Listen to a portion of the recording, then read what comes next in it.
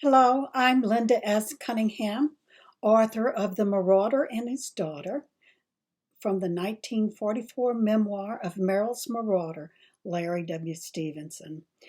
And today I wanted to talk about the Congressional Gold Medal. On August the 18th of 2023, my family and I were presented the Congressional Gold Medal on behalf of our father, Larry W. Stevenson. And that day I felt like a marauder that had marched 1,000 miles through the jungle to reach their final mission at Missionah, because for almost 20 years I had been writing letters. And the first letter I wrote was to the Pentagon to receive my father's medals. And at 72 years old, this old soldier, this Merrill's marauder, received his medals. And it was a very poignant moment for me. And he waited for me to come to his house when he received the medals, and he didn't open the box until I got there. And he sat there, and it was just so sad because he was just rubbing these medals and staring out of the window. And I'm sure he had many, many memories that saddened him, but yet he was the happiest man I ever knew. I also wrote letters to Congress, and I wrote brochures, such as this brochure here. I sent it to Congress, and it had a nutshell synopsis of what the Marauders went through. But I wasn't the only one.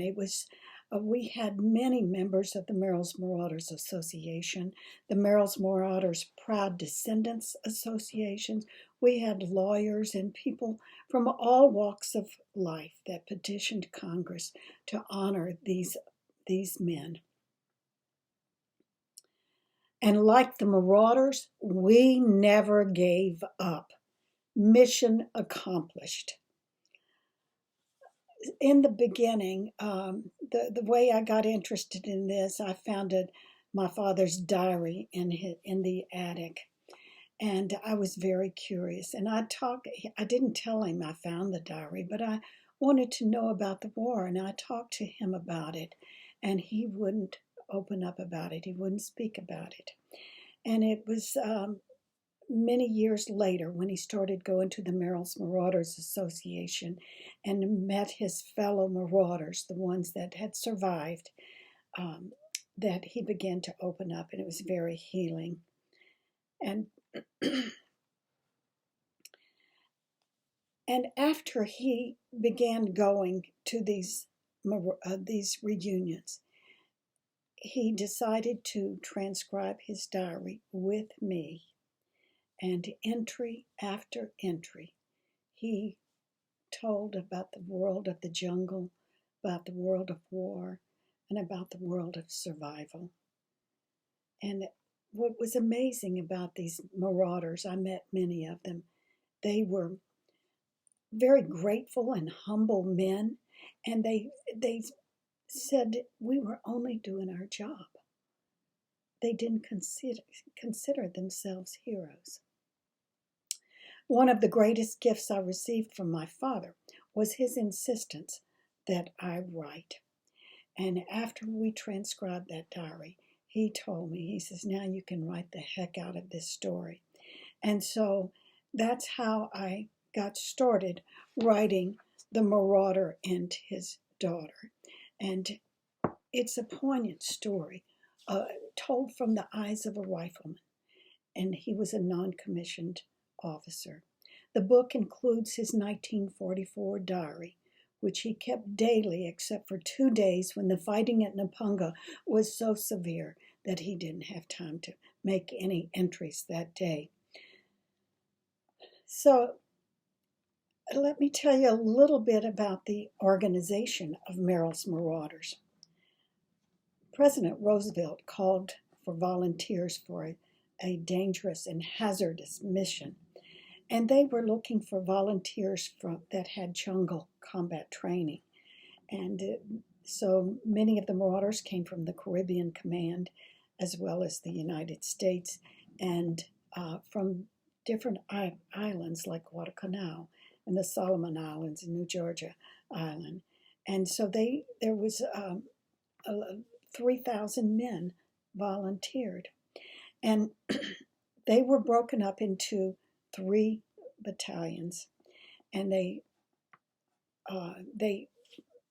were also divided into combat teams.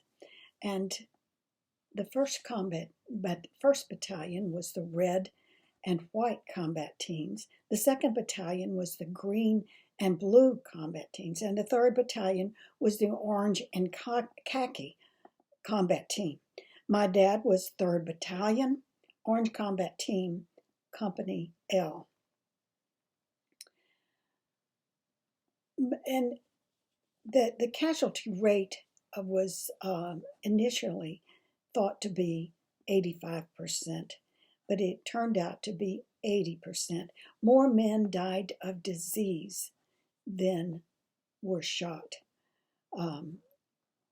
And many of them had malaria, they had dysentery, and they had typhus fever. And out of 149 men who had typhus fever, 140 died. And my father was one of the ones that survived the 106 fever.